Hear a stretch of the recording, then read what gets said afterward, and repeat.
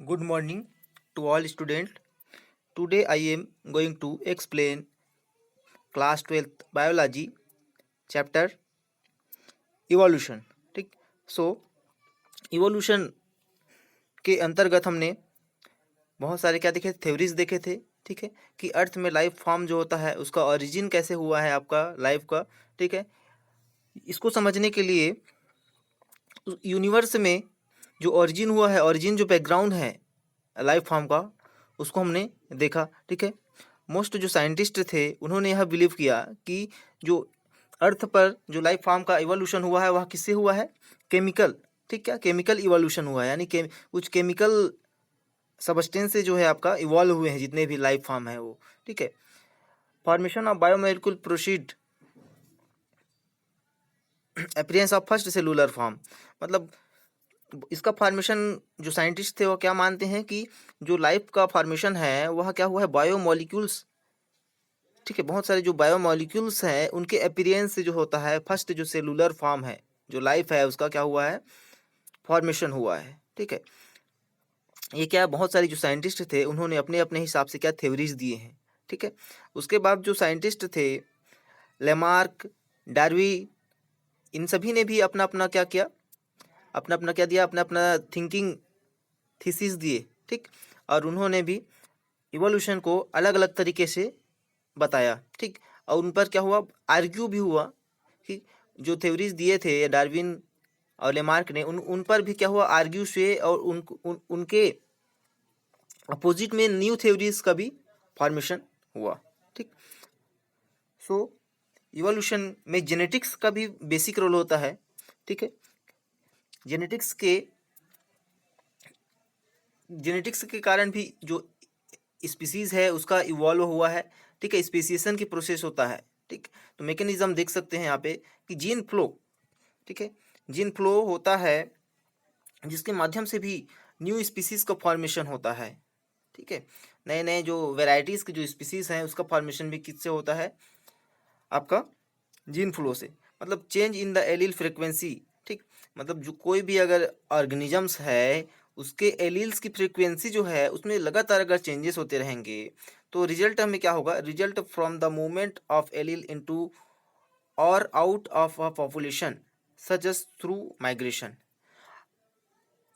और एलील की फ्रिक्वेंसी में चेंजेस कैसे होगा, जब कोई भी पॉपुलेशन से जो ऑर्गेनिजम्स है वह माइग्रेट होकर, मतलब अपना स्थान छोड़कर जब दूसरे कॉलोनी में या दूसरे एरिया में जब जाएगा तो उसमें जो उसका जो एलील्स है उसमें उसकी फ्रिक्वेंसी में क्या होगा, चेंजेस होगा। ठीक है, और वहाँ जब चेंजेस होगा तो नए जो स्पीसीज है, नए नए वेराइटी की जो स्पीसीज है वह क्या करेगा, दूसरे ऑर्गेनिजम्स के साथ या दूसरे सेम स्पीसीज के दूसरे ऑर्गेनिज्म के साथ क्या करेगा, रिप्रोड्यूस करके नए ऑफ स्प्रिंग को प्रोड्यूस करेगा जो कि नए वेराइटी का होगा और न्यू स्पीसीज का फॉर्मेशन करेगा। ठीक है, तो जीन का जो फ्लो है जो कि आपका माइग्रेशन के थ्रू होता है उससे भी आपका जब फ्रिक्वेंसीज में चेंजेस आएगा एलील्स का तो नए नए स्पीसीज का क्या होगा, फॉर्मेशन होगा।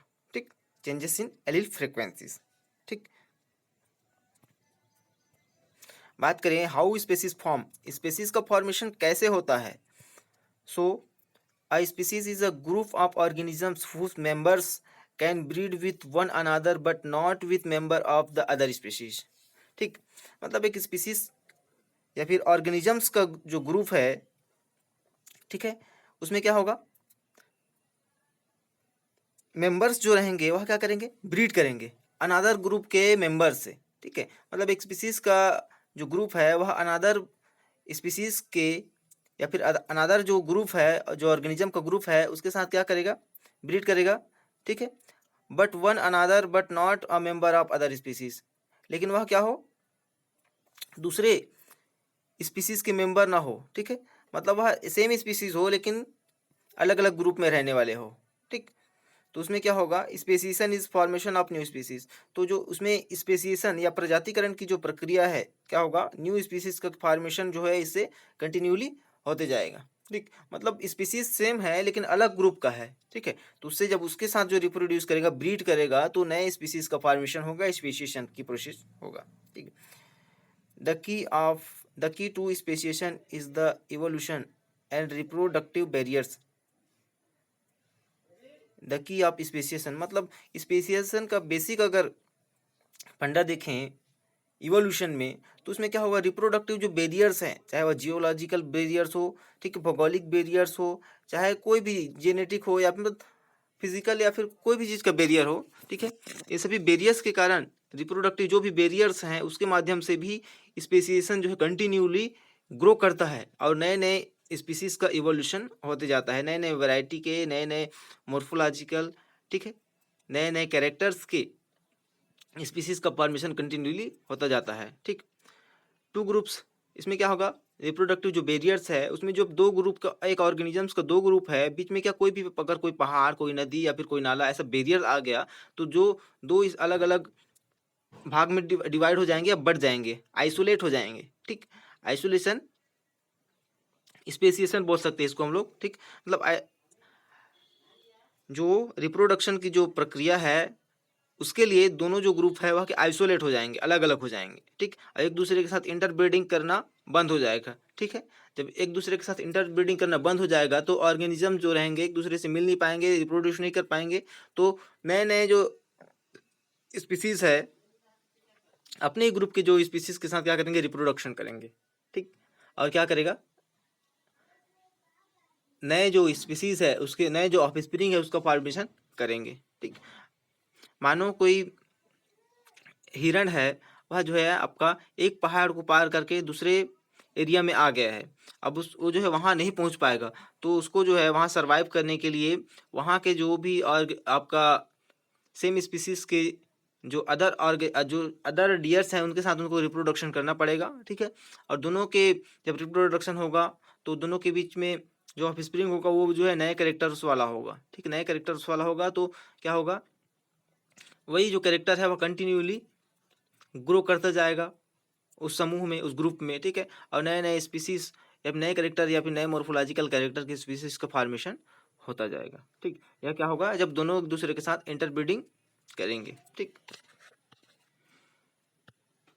How species form, there are two kinds of reproductive barriers.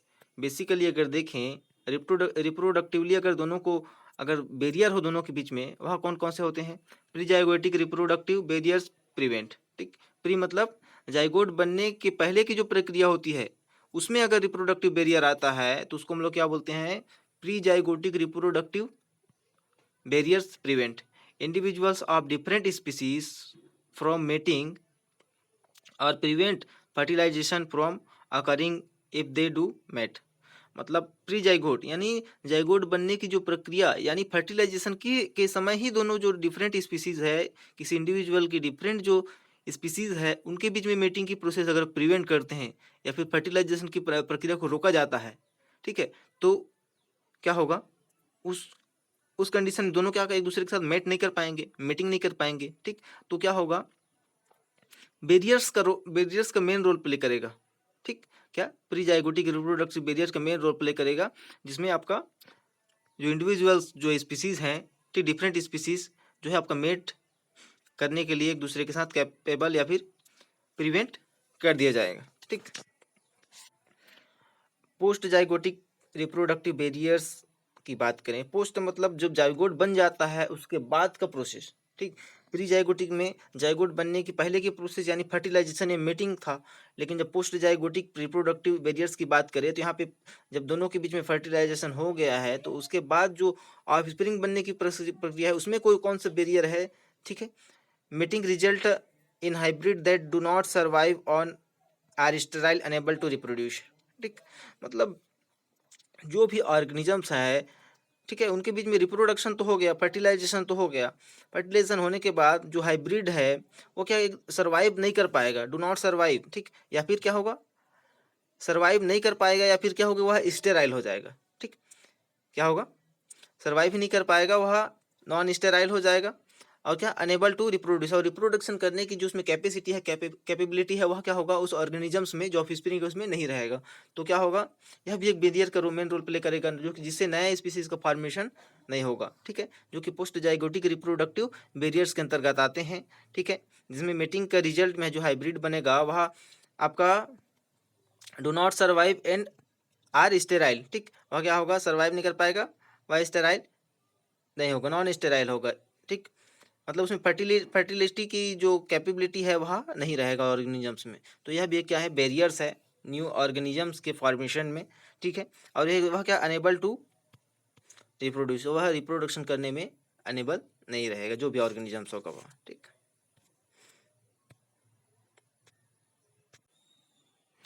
बात करें हाउ स्पीसीज फॉर्म में, तो यहाँ पे आपका टू वे होगा स्पेसिएशन। ठीक है, स्पेसिएशन का क्या होगा, यहाँ पे टू वे में होगा, two way speciation can occur. ठीक, देख सकते हैं ये हमारा क्या है, बैरियर है, क्या है, जियोग्राफिकल बैरियर बोल सकते हैं इसको हम लोग, क्योंकि दोनों के बीच में क्या आ गया है, एक हिल या फिर पहाड़ आ गया है। ठीक, यहाँ पे क्या हो रहा है, टू स्पीसीज जो है आपका, नहीं मतलब टू वे स्पेसिएशन यहाँ पे पाया गया है। ठीक, इन एलोपेट्रिक स्पेसिएशन, एलोपेट्रिक मतलब अलग अलग। ठीक, दो स्पीसीज क्या हो गए, अलग अलग इस प्रकार से स्पेसिएशन होगा।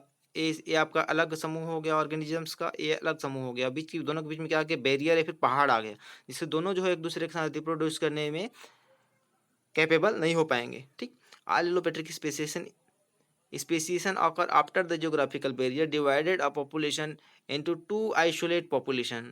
ठीक है, जब कोई जियोग्राफिक बैरियर आ जाएगा दोनों पॉपुलेशन ग्रुप के बीच, तो क्या होगा, दोनों जो है आइसोलेटेड हो जाएंगे, जो दोनों पॉपुलेशन है वह क्या हो जाएंगे, आइसोलेटेड हो जाएंगे, और दोनों में रिप्रोडक्शन या फिर फर्टिलाइजेशन की प्रोसेस जो है आपका नहीं हो पाएगा। ठीक है, ये जो रहेंगे इसी ग्रुप के मेंबर्स के साथ रिप्रोडक्शन करेंगे, फर्टिलाइजेशन करेंगे, और यहाँ जो रहेंगे इसी के साथ करेंगे। ठीक है, तो इससे भी नए नए स्पीसीज का फॉर्मेशन होना, यानी स्पेशिएशन होने की प्रोसेस जो है कंटिन्यूली चलता रहेगा। ठीक है, मतलब टू वे में होगा, जो भी यहाँ पे स्पेशिएशन होगा वह। ठीक है, बेसिक इसमें क्या है, एलोपेट्रिक स्पेशिएशन इसको बोलते हैं। ठीक है, जिसमें जियोग्राफिकल बैरियर के कारण पॉपुलेशन आपका दो अलग अलग पॉपुलेशन में डिवाइड हो जाते हैं। ठीक है, बात करें हाउ स्पीसीज फॉर्म, तो two way speciation can occur continuous. इसमें देख सकते हैं, इसमें भी क्या, सिम्पेट्रिक स्पेसिएशन, सिम मतलब सेम, एक समान, जब कोई ग्रुप है उसी में अगर स्पेसिएशन हो जाता है, वह कैसे होगा, सिम्पेट्रिक मतलब सेम। ठीक, तो speciation occur without a geographical barrier, इसमें क्या होगा, एक ही आपका पॉपुलेशन का ग्रुप है, उसमें विदाउट जियोग्राफिकल यानी कोई पहाड़ नदी ना होने के बावजूद भी अगर उसमें स्पेसिएशन हो रहा है, वह कैसे होगा। एग्जाम्पल के लिए यहाँ देख सकते हैं, hybridization and chromosomal changes such as to polyploidy. तो बेसिक इसमें क्या, जेनेटिक यानी क्रोमोसोम की जो नंबर्स है या फिर एलील या फिर जो भी आपका जेनेटिक मटेरियल है, उसमें अगर कुछ हेर फेर होगा, उसमें अगर चेंजेस होगा, तो जो एक ही पॉपुलेशन के ग्रुप में अगर ऐसा होगा, तो उसी में क्या होगा, नए स्पीसीज, नए कैरेक्टर की स्पीसीज जो ऑफस्प्रिंग है उसका फॉर्मेशन होगा। ठीक है, और नए स्पीसीज या कैरेक्टर का स्पीसीज का वहाँ अगर ऑफस्प्रिंग का फॉर्मेशन होगा, तो नए स्पीसीज वहाँ क्या होगा, बनेगा, और स्पेसिएशन की जो प्रोसेस है वह एक ही पॉपुलेशन ग्रुप में भी कंटिन्यूली होते जाएगा विदाउट जियोग्राफिकल बैरियर। ठीक, एग्जांपल के लिए हाइब्रिडाइजेशन देख सकते हैं हम लोग, क्रोमोसोमल चेंजेस होगा, मतलब क्रोमोसोम्स का जो नंबर है उसमें चेंजेस हो गया किसी ऑर्गेनिजम्स में, तो उसमें भी चेंजेस आ जाएगा। देखते हैं यहाँ पे क्या, क्रोमोसोम्स का जो नंबर है इस प्रकार से ज़्यादा दिख रहा है, हमें दो दिखाई दे रहा है, यहाँ पे सिंगल दिखाई दे रहा है। तो फ्लावर का जो मोर्फोलॉजिकल जो कैरेक्टर है, जैसे कि यहाँ देख सकते हैं, ये आपका अलग दिखाई दे रहा है, ये फ्लावर हमको अलग दिखाई दे रहा है। तो ये बेसिक एक ही जो है आपका, एक ही प्लांट या फिर एक ही एरिया का जो फ्लावर है, लेकिन इसमें क्रोमोसोमल का जो नंबर है हाइब्रिडाइजेशन के दौरान अगर उसमें चेंजेस आ जा रहा है, तो उसको हम लोग क्या बोलते हैं, पॉलीप्लाइडी भी बोलते हैं एग्जाम्पल के रूप में, जिससे कि बिना जियोग्राफिकल बैरियर के भी सिम्पेट्रिक स्पेसिएशन यहाँ हमें शो हो रहा है। ठीक है, जैसे यहाँ पे भी देख सकते हैं, ये हमारा सनफ्लावर का ये अलग दिखाई दे रहा है, ये अलग दिखाई दे रहा है, ये अलग दिखाई दे रहा है। तो इसमें क्या है, बेसिक क्या है हो रहा है आपका, फ्लावर एक ही है लेकिन उसमें क्रोमोसोमल के जो नंबर्स हैं उसमें चेंजेस हो जा रहे हैं। ठीक है, और उसमें हाइब्रिडाइजेशन के दौरान उसमें क्या, पॉलीप्लॉइडी के रूप में हम उसको देख सकते हैं। ठीक है, ये क्या है आपका, sympatric speciation. Evidence of evolution, बात करें एविडेंस ऑफ इवोल्यूशन की। ठीक है, इवोल्यूशन का प्रमाण क्या है। ठीक, कि इवोल्यूशन हुआ कैसे है, अर्थ पर जो है लाइफ फॉर्म कैसे हुआ है, तो इसको हम लोग देखते हैं, observation of natural selection in action. ठीक है, अगर नेचुरल सिलेक्शन की एक्शन को हम लोग अगर ऑब्जर्व करें, तो देख सकते हैं यहाँ पे resistance of myxoma virus in Australia rabbit, peppered moth coloration in camouflage। ठीक, एविडेंस देखें तो क्या हो रहा है आपका, जो माइक्रोजोमा नामक वायरस है, ठीक, ये कहाँ कहाँ पे देखा गया हमें, ऑस्ट्रेलियन जो भी रैबिट्स है वहाँ पे। ठीक है, क्या हुआ इसका मतलब उसको रोकने के लिए, ठीक, रेसिस्टेंस, ठीक। और यहाँ पे देख सकते हैं हम लोग जो प्रिपेयर्ड मॉथ हैं उसका क्या कलरेशन हुआ, किसमें, कॉम्फ्यूफ्लेग में। ठीक, मतलब जो भी मॉथ थे उसका कलर में, मतलब उस एरिया में रहने के कारण, ठीक, उस एरिया में रहने के कारण जो मॉथ का जो कलर था क्या उसमें क्या हुआ, चेंजेस हो गया।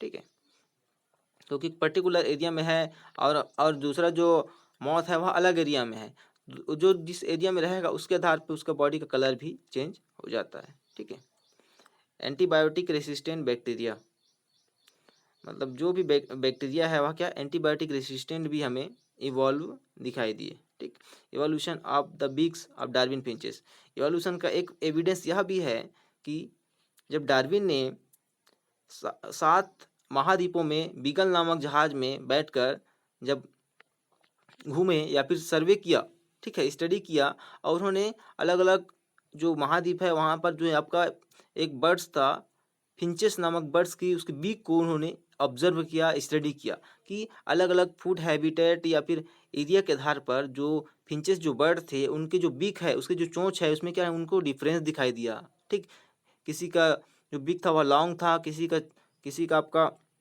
विड्थ ज़्यादा था, किसी का नुकीला था। ठीक, इस प्रकार से अलग अलग जो फिंचेस बर्ड थे उनका जो बीक था उसमें क्या उन्होंने चेंजेस देखा।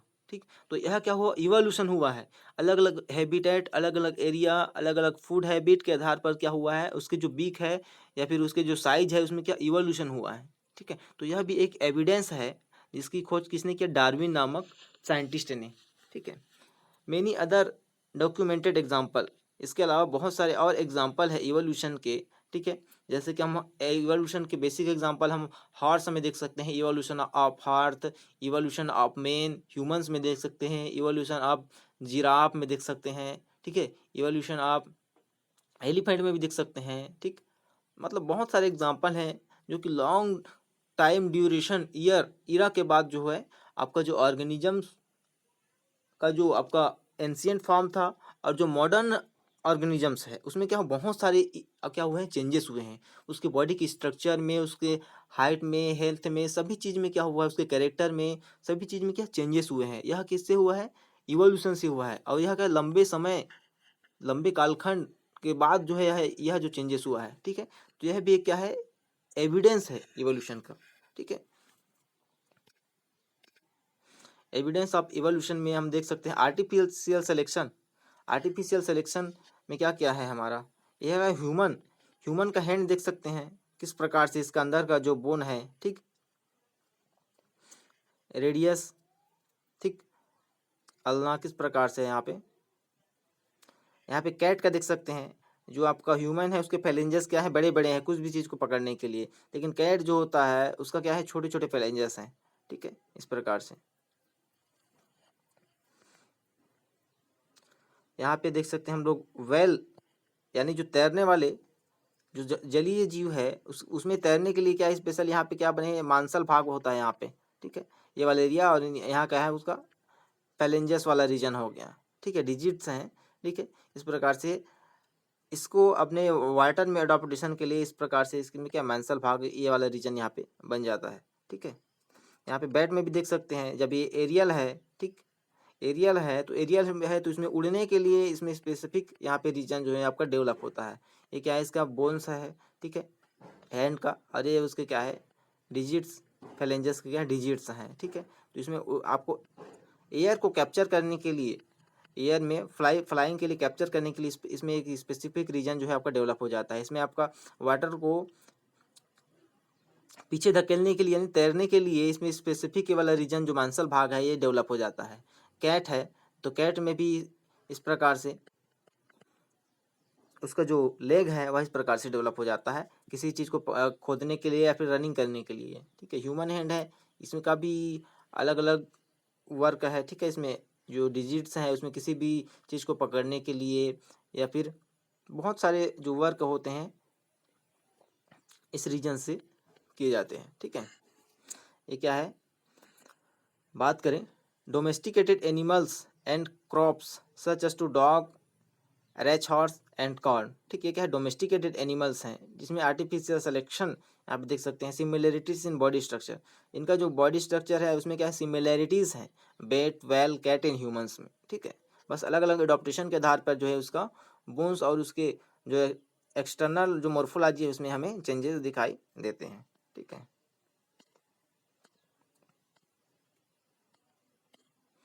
बात करें एविडेंस ऑफ इवोल्यूशन की, तो यहाँ भी देख सकते हैं हमें वेस्टिजियल ऑर्गन है।